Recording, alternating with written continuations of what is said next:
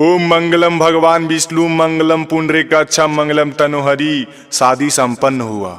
अब एक दूसरे को वरवधू वरमाला डालिए। शादी कर लिए है लव मैरिज, एको पैसा नहीं मिली दहेज। ए जी नाराज है क्या, पछता कह रहे हैं? शादी कर लिए है लव मैरिज, एको पैसा नहीं मिली दहेज। हमारे पापा जी हमसे नाराज होई है। पापा पापा पापा पापा। ए जी हई का हो गइल, मिर्गी आवत का? अरे उठी उठी बोली कुछ। पापा अरे तहार पापा तो तहरा से नाराज हुई है। हमर पापा तो लठिया लेके खड़ा होते गे मैया। माँ ए माँ मुझे शक्ति दो माँ। अरे का हो गया जी? धनी नहीं हर में जब तू कुआद रहलू, धनी नहीं हर में जब तू कुआद रहलू। शादी भइल त चला ससुराल रहबू, शादी भइल त चला ससुराल रहबू। अरे जी चलब तो स्वागत होई नु, कोनो दिक्कत ना नु होई। आगे नहीं गे पगली, चल ही ने। ओजा पर फूल माला डीजे बैंड बाजा सब बजते। हेलो शंकराई रे, अरे गड़िया लेके आइन बे।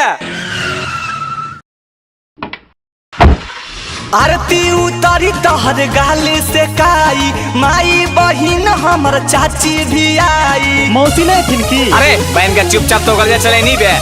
आरती उतारी तहर गाली से काई, माई बहिन हमर चाची भी आई।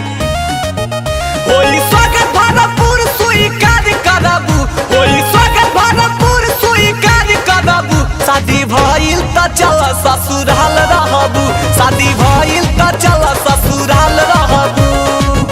ए जी गाड़ी रुक गइल, पहुँच गई का? हाँ गे यह ना हमार घर आओ। आजी रोवा कहनी कि फूल माला डीजे उजे आई, कहाँ कुछ बा?